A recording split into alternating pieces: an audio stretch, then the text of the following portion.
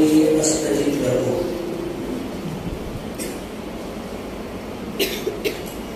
ان الذين يستكبرون عن عبادتي سيدخلون جهنم داخرين. وقال النبي صلى الله عليه وسلم الدعاء سلاح المؤمن.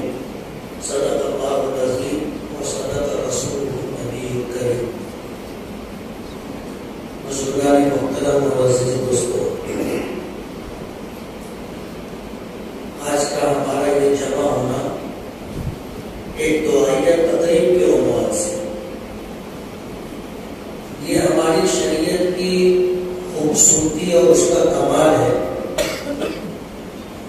کہ زندگی کا کوئی بھی شعبہ ایسا نہیں ہے جہاں پر ہماری رہنمائی ہمارے دین نے، ہماری شریعت نے نہ کی. اور نبی کریم صلی اللہ علیہ وسلم کے ارشادات اور آپ کے معمولات یہ بتاتے ہیں کہ دعا دنیا اور آخرت کے تمام مسئلوں کا حل ہے.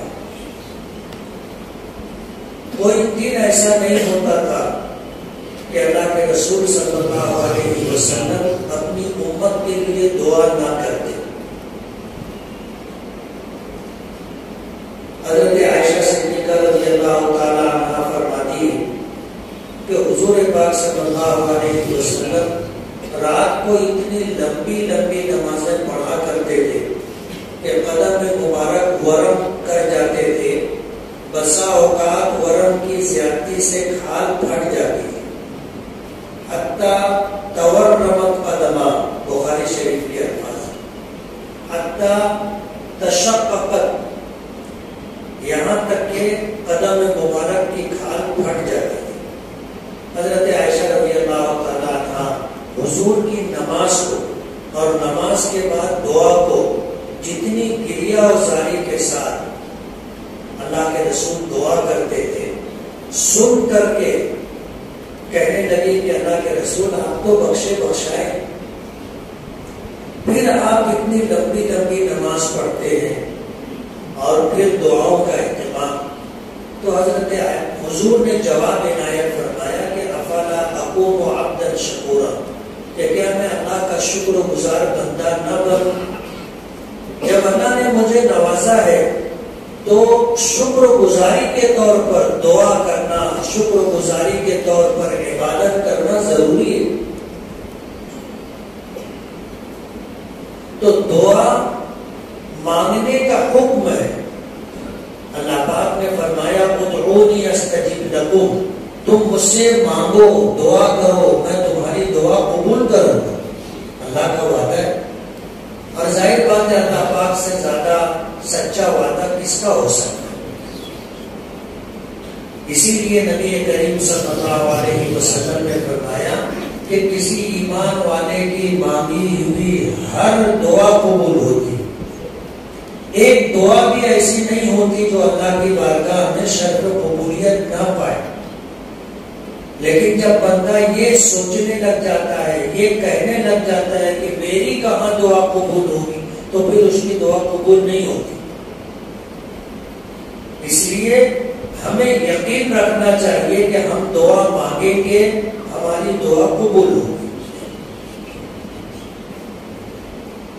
دعا میں یقین ہونا چاہیے. اور دعا کے آداب بتلائے گئے کہ جب آدمی دعا مانگے تو دل سے دعا مانگے، دل سے. اور حدیث پاک میں آتا ہے کہ ان اللہ لا يقبل دعاء عن قلب لاہ، غافل دل کی دعا اللہ قبول نہیں کرتا. آدمی دعا کر رہا ہے لیکن دل دعا میں شامل نہیں، یعنی دل سے دعا نہیں کر رہا ہے، زبان پر دعائیہ الفاظ ہے لیکن دل دعا میں شامل نہیں ہے، تو اللہ تعالیٰ دعا قبول نہیں کرتے. جو لوگ دعا کرتے ہیں لیکن ان کا کھانا حرام ہے، ان کا پینا حرام ہے، ان کا لباس حرام ہے، ان کی دعا قبول نہیں ہوتی. اور ان کی بھی دعا قبول نہیں ہوتی جو اپنے رشتہ داروں سے تعلقات توڑ کے رکھے. قطع رحمی کرنے والوں کی بھی دعا قبول نہیں ہوتی. اس کے علاوہ بندہ جب بھی دعا کرے گا اس کی دعا قبول ہوگی. یعنی بے یقینی کے ساتھ دعا مانگو گے دعا قبول نہیں ہوگی. جب تمہارا ذاتی تاثر یہ ہوگا کہ اللہ میری دعا نہیں سنتا, نہیں قبول کرتا, تو دعا قبول نہیں ہوگی. اور ہمارا لباس, ہمارا کھانا پینا حرام ہو تو دعا قبول نہیں ہوگی. دل دعا میں شامل نہ ہو تو دعا قبول نہیں ہوگی. اور ہم اگر اپنے رشتہ داروں سے تعلقات توڑ کر کے رکھتے ہیں, ذرا سی بات پر کچھ بھی مسئلہ بنا کر کے ناراضگی اور تعلقات توڑ لینا دنیا اور آخرت کی بربادی ہے. ظاہر بات ہے جب دعا ہی قبول نہیں ہوگی تو ہمارے دنیا اور آخرت کے مسئلے کیسے حل ہوں گے؟ نبی کریم صلی اللہ علیہ وسلم نے جب یہ بات ایک مجلس میں ارشاد فرمائی, آپ نے فرمایا کہ دروازے بند کر لو. صحابہ کرام حیران ہو گئے کہ اللہ کے رسول نے یہ بات کیوں ارشاد فرمائی. فرمایا کہ دعا کرنی. لیکن اگر اس مجلس میں کوئی آدمی ایسا ہو جو قطع رحمی میں مبتلا ہو, تعلقات توڑ رکھے ہو رشتہ داروں سے, ایسا کوئی شخص ہو تو وہ مجلس سے نکل جائے. وہ دعا کی قبولیت میں رکاوٹ ہے. ایک صحابی کہتے ہیں کہ میری خالہ سے جھگڑا تھا, بات بند تھی, میں خاموشی سے سرک کر کے نکلا کہ کوئی مجھ کو دیکھنے بھی نہ پائے کہ میں جا رہا ہوں. خاموشی سے سرک کر کے میں نکلا, گیا, اپنی خالہ سے معافی مانگی, تعلقات استوار کیے اور پھر آ کر کے مجلس میں شریک ہو. اگر اس مجلس میں کوئی آدمی ایسا ہو جو ان چیزوں میں سے کسی معاملے میں مبتلا ہو تو ابھی سچی پکی توبہ کرے, یقین پیدا کرے, دل کو دعا میں شامل کرے. اگر خدا نخواستہ تعلقات توڑ رکھے ہوں تو یہ نیت کر لے کہ اللہ میں آپ سے وعدہ کرتا ہوں کہ میں تعلقات استوار کر لوں گا, جوڑ لوں گا. خدا نخواستہ ایسے کسی معاملے میں مبتلا ہو جو حرام سے تعلق رکھتا ہو تو یہ نیت کر لے کہ آج اور ابھی اسی وقت میرا یہ فیصلہ ہے, میں توبہ کرتا ہوں, آئندہ یہ کام نہیں کروں. تو انشاءاللہ ہماری دعا ضرور قبول ہوگی. نماز استسقاء پڑھی جانی تھی, لوگ عیدگاہ جا رہے تھے, جہاں نماز استسقاء ادا کرنی تھی وہاں پہنچ رہے تھے. ایک بچہ تھا, وہ چھتری لے کے جا رہا تھا, چھتری لے کے جا رہا تھا. تو بارش کا تو اتا پتہ نہیں تھا.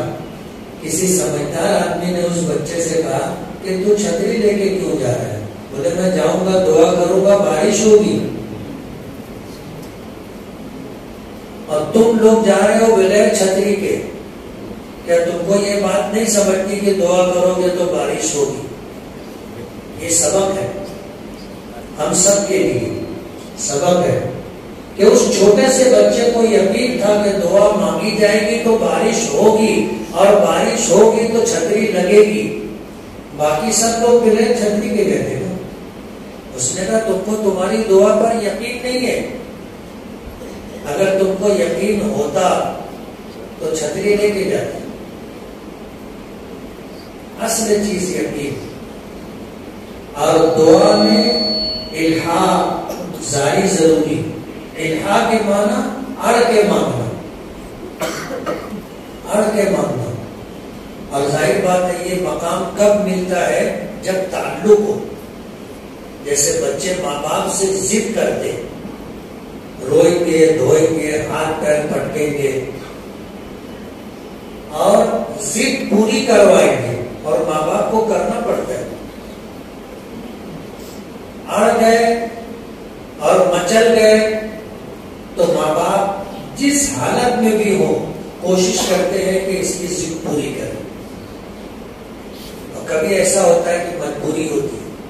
کسی شاعر نے کہا کہ ماں باپ بہت روئے گھر آ کے اکیلے میں، مٹی کے کھلونے بھی سستے نہ تھے میلے میں. میلے میں گئے بچے نے کھلونے کے لیے ضد کی. ماں باپ کی جیب میں پیسہ نہیں تھا، وہ چاہتے تھے کہ اپنے بچے کو کھلونا دلا دیں، لیکن جیب میں پیسہ نہیں تھا. گھر آ کر کے بہت روئے بچے کی ضد پوری نہ کرنے کا. اگر ان کی جیب میں پیسہ ہوتا تو تم بتاؤ بچے کو کھلونا دلاتے کہ نہیں دلاتے؟ یقیناً دلاتے. اللہ کے خزانے میں کس چیز کی کمی ہے؟ اگر ماں باپ اپنے بچوں کی ضد پوری کرتے ہیں تو اللہ کی بارگاہ میں اڑ کر کے ضد کر کے آدمی مانگے، اللہ اس کی توبہ کو، اللہ اس کو نوازتا ہے، اس کی مرادوں کو پورا کرتا ہے. مگر یہ کب ہوتا ہے؟ جب تعلق ہو. اب اللہ سے ہمارا تعلق کیسا ہے وہ ہم کو ہر ایک کو اپنے بارے میں غور کرنا ہے. ہر ایک کو اپنے بارے میں غور کرنا ہے.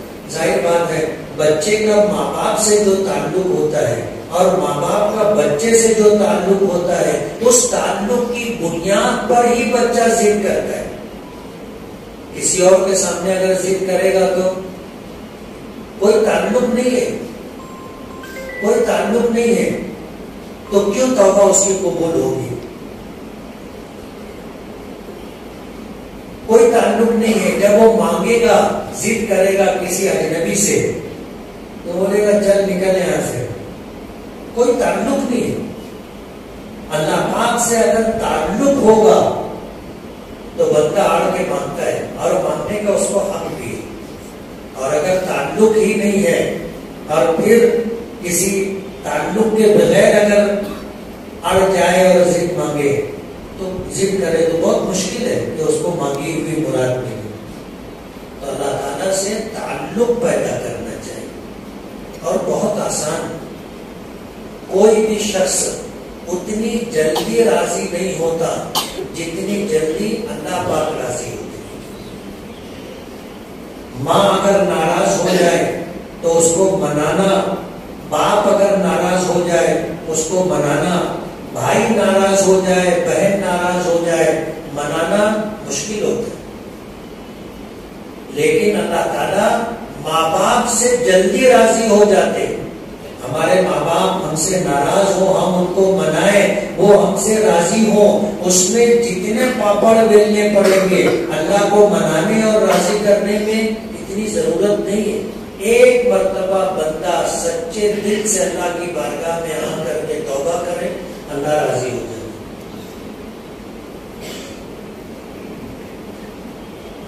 تو دعا ہمارا ہتھیار ہے. میدان بدر میں حق اور باطل کا پہلا معرکہ تھا، پہلی جنگ تھی. اللہ کے رسول صلی اللہ علیہ وسلم اس قافلے کو روکنے کے لیے نکلے تھے جو قافلہ مکے والوں سے سرمایہ جمع کر کے یہ فیصلہ کر کے گیا تھا کہ جتنا نفع حاصل ہوگا لوگوں کو اصل رقم دے دی جائے گی، جو نفع ہوگا وہ اسلام اور مسلمانوں کو مٹانے کے لیے استعمال کرے. اس قافلے کو روکنے کے لیے اللہ کے رسول صلی اللہ علیہ وسلم مدینے سے نکلے تھے، لیکن اللہ کی منشا کچھ اور تھی. قافلے والوں کے دل میں بات آئی کہ ہم کو ترغیب کرتے چلنا چاہیے. کچھ لوگوں کو ایک منزل آگے روانہ کر دیا گیا. ان لوگوں کو سن بن لگ گئی کہ مدینے کے لوگ ہمارے قافلے کو روکنے کے لیے نکل پڑے. انہوں نے قافلے کے سردار ابو سفیان کو خبر دے دی. ابو سفیان کا پورا قافلہ راستہ چھوڑ کر کے ریگستانوں اور پہاڑوں سے ہو کر کے آگے نکل گئے، اور ادھر مکے میں اعلان ہو گیا کہ اپنے قافلے کو بچانے کے لیے نکلو. 1000 افراد پر مشتمل لشکر نکلا جو ہر طریقے سے ہتھیاروں سے لیس تھا. اور حضور پاک صلی اللہ علیہ وسلم کسی لشکر کا مقابلہ کرنے کے لیے نہیں نکلے تھے، ایک قافلے کو روکنے کے لیے نکلے تھے. تو مسلمانوں کے پاس ہتھیار بھی نہیں تھے. بدر کے میدان میں اس لشکر سے سامنا ہو گیا جو مکے سے آیا تھا اور پوری تیاری سے آیا. اللہ کے رسول صلی اللہ علیہ وسلم نے اس حالت کو دیکھ کر کے اللہ سے دعا کی. آپ نے صف لگائی,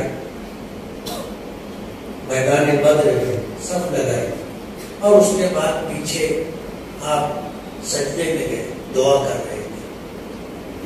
حضرت ابوبکر صدیق رضی اللہ تعالیٰ عنہ کہتے حضور دعا کر رہے تھے, سجدے کی حالت میں تھے, اور چادر مبارک جسم مبارک سے سرک سرک جا رہی تھی, تو میں چادر ٹھیک کرتا تھا. ایک موقع آیا, میں نے کہا کہ اللہ کے رسول بس کیجیے, تو حضور نے فرمایا ابوبکر مجھے میرا فرض ادا کر لینے دو, اللہ اپنی قدرت کا مظاہرہ کرے.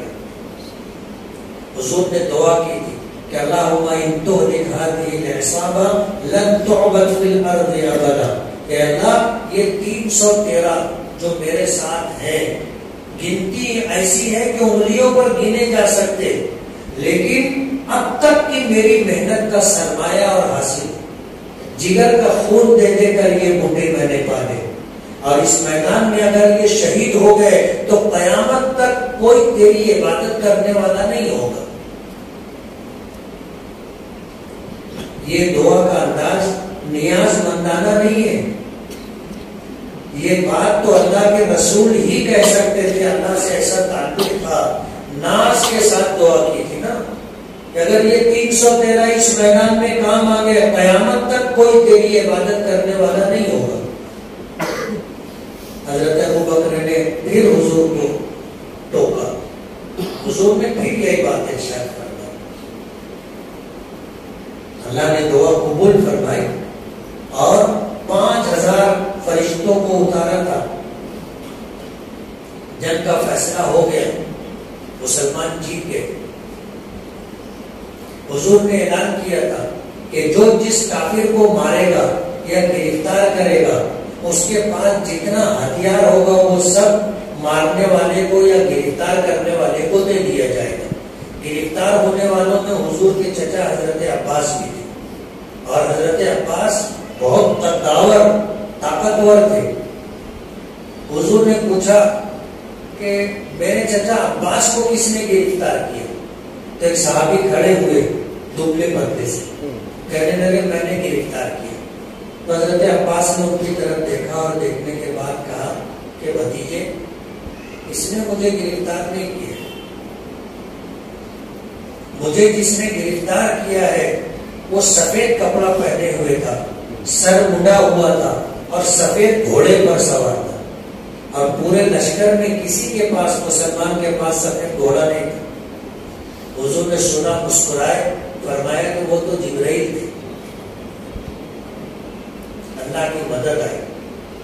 قرآن کریم میں آتا ہے اللہ نے 3000 پھر 2000 اور بھیجے, 5000 فرشتوں کا لشکر بھیجا تھا, جنہوں نے مکے سے آئے ہوئے 1000 ہتھیاروں سے لیس لوگوں کی اینٹ سے اینٹ بجا دی. اور حدیث پاک میں آتا ہے کہ مکے کے جتنے سردار تھے سب مارے گئے تھے, 70 مارے گئے تھے, 70 مارے گئے تھے. جو اپنے آپ کو بڑھاری, چودھری, سردار اپنے آپ کو بتایا کرتے تھے, سب میدان بدر میں کام آ گئے. ابو سفیان بچ گئے تھے, بعد میں وہ مکے کے سردار بنے. تو مکے کی بوڑھی عورتیں کہا کرتی تھی ابو سفیان کے بارے میں کہ بڑوں کے مرنے نے اس کو سردار بنا دیا. جتنے سرداری کے لائق تھے سب میدان بدر میں کام آ گئے تھے, اور فرشتوں نے چن چن کر کے مارا تھا.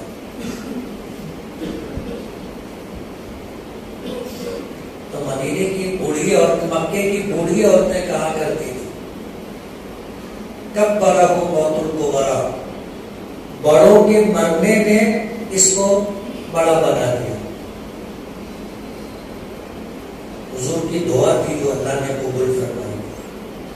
دعا مومن کا ہتھیار. دکھ کی بات یہ ہے کہ ہم اس کی اہمیت، اس کی قیمت کو نہیں جانتے. اللہ سے تعلق ہو تو دعا سے بڑا ہتھیار نہیں، دعا سے بڑا ہتھیار نہیں.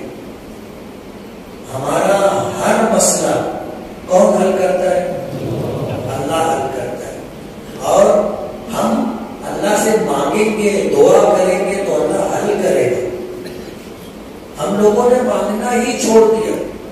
اتنا بڑا مجمع ہے، دل پر ہاتھ رکھ کر سوچے، صبح سو کر کے اٹھنے سے لے کر اب تک کسی نے واقعی دعا کی ہو. فرض نمازوں کے بعد کی دعا کیسی ہوتی ہے سب کو معلوم، مجھے اس پر کوئی تبصرہ نہیں کرنا. لیکن ایسا کوئی شخص کہ مسجد میں آیا ہو، اکیلا ہو، نماز کا وقت نہ ہو، پھر اس نے تو وضو کیا، 2 رکعت نماز پڑھی، کچھ اللہ سے مناجات کی، دعا مانگی، 5 منٹ 10 منٹ 15 منٹ، ہے کسی کا معمول؟ ہم لوگوں نے مانگنا ہی چھوڑ دیا اللہ سے. اور قرآن کریم میں آتا ہے ان الذین یستکبرون عن عبادتی سیدخلون جہنم داخرین. جو لوگ مجھ سے مانگنے میں تکبر کرتے ہیں میں ان کو ذلیل کر کے جہنم میں داخل کروں گی. اللہ کو مانگنا بہت پسند ہے اور نہ مانگنا اللہ کو بہت ناراض کرتا ہے. اور ہم لوگوں نے اللہ سے مانگنا چھوڑ دیا. پورا 24 گھنٹہ گزر جاتا، ہم اللہ سے مانگتے ہیں. نمازوں کے بعد جو دعا ہوتی ہے منٹ آدھے منٹ کی، ہمارا دل شامل بھی نہیں ہوتا نا. ہاتھ اٹھائے، ابھی دل دعا میں شامل بھی نہیں ہوا، ہماری دعا ختم بھی ہو جاتی. ایسا نہیں کہ آپ ہاتھ اٹھائے اور دل پھٹ سے آ کے دعا میں شامل ہو، نہیں. آدمی دعا ہاتھ اٹھاتا ہے، دعا کرتا ہے، آہستہ آہستہ اس کا مزاج بنتا ہے اور پھر بڑی مشکل سے دل دعا میں شامل ہوتا ہے، تب جا کے دعا قبول ہوتی ہے. اور ہم لوگ تو ہاتھ اٹھاتے ہیں، دل دعا میں شامل بھی نہیں ہوا، ہماری دعا ختم ہو جاتی.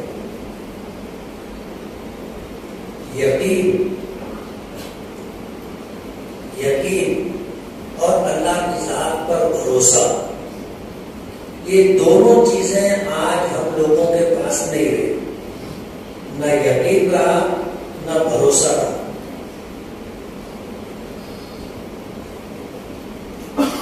اس لیے ضرورت اس بات کی ہے کہ ہم اللہ کی ذات پر یقین، اللہ کی بات پر یقین اور توکل، جس کو بھروسہ کہتے ہیں، اتنا اعتماد ہونا چاہیے کہ میں ابھی ہاتھ اٹھاؤں گا، اللہ میرا مسئلہ حل کر دے. ضرورت اس بات کی. آج بھی اتنے گئے گزرے دور میں بھی، اتنی خرابی کے بعد بھی آج غیر قوموں کا ہمارے تعلق سے سوچنا سمجھنا یہ ہے کہ یہ مانگیں گے، نماز پڑھیں گے، بارش ہو جائے گی. آج بھی ہم لوگوں کو غیر مسلم لوگ ملتے پوچھتے ہیں کب بولے آپ لوگ بارش مانگنے کے لیے نکلے. وہ بھی سمجھتے ہیں کہ یہ مسلمان بارش مانگنے کے لیے آئیں گے، بارش ہو جائے گی. ان کو بھروسہ ہے ہمارے مانگنے پر، ان کو بھروسہ ہے. اور ہم مانگنے والے لوگ، ہم کو ہی بھروسہ ہے. کوئی چھتری لے کے آیا ہے؟ کوئی نہیں آیا چھتری لے کے، میں بھی لے کے نہیں آیا. تو ضرورت اس بات کی ہے کہ ہمیں آج اور اسی وقت نہیں، ہمیشہ کے لیے دعا کا معمول بنانا چاہیے. اور دعا کب قبول ہوگی؟ جب ان چیزوں کو ہم سامنے رکھیں گے. اللہ سے تعلق ہوگا تو آدمی بھروسے کے ساتھ بولتا ہے تیرا کام ہے، ہاں چل بولے کمشنر سے میں کروا دیتا ہوں. کمشنر سے کب ہوگا؟ جب تعلق ہوگا، اور ایسا تعلق ہوگا اپنے جا کے بیٹھے کہ صاحب یہ کام کر کے دو، وہ کر کے دے گا. کب ہوگا؟ جب تعلق ہوگا. اللہ سے تعلق پیدا کرو، اللہ سے تعلق پیدا کرو. اللہ سے تعلق پیدا کر لو گے دنیا اور آخرت کے مسئلے حل ہو جائیں. ہم سب گنہگار، ہم سب گنہگار. حضور نے فرمایا کلکم خطاؤن، تم سب کے سب خطا کار ہو. وخیر الخطائین التوابون، اور تم میں خطا کار لوگوں میں بہترین شخص وہ ہے جو توبہ کرے. تو ہم میں سے کوئی معصوم نہیں ہے، کوئی محفوظ نہیں ہے، الا کوئی اللہ کا ولی ہوگا تو الگ بات ہے، ورنہ ہم سب گنہگار. لیکن ہم اگر توبہ کریں گے تو ہماری توبہ اللہ قبول کرے گی. اس لیے بارش کیوں نہیں ہوتی ہے اس تعلق سے آپ نے بات سنی. جب اللہ کے احکامات توڑے جائیں، زکوٰۃ روک لی جائے تو اللہ بارش روک لیتا ہے. جب بیمانی عام ہو جائے، ناک طور میں لوگ ڈنڈی مارنے لگ جائے تو بارش روک لی جائے. اس لیے ہم کو اپنے گریبان میں بھی جھانکنا ہوگا، دیکھنا ہوگا کہ اگر بارش رکی ہے تو بلا وجہ نہیں رکی، کوئی وجہ ہے. ہم توبہ کریں، نیت کریں، آئندہ ہم گناہ نہیں کریں گے، اللہ کی نافرمانی نہیں کریں گے، وہ کام نہیں کریں گے جس سے اللہ باران رحمت کو روک لیتا ہے. ہم نیتوں کے ساتھ اللہ سے مانگیں گے، انشاءاللہ ضرور دعا قبول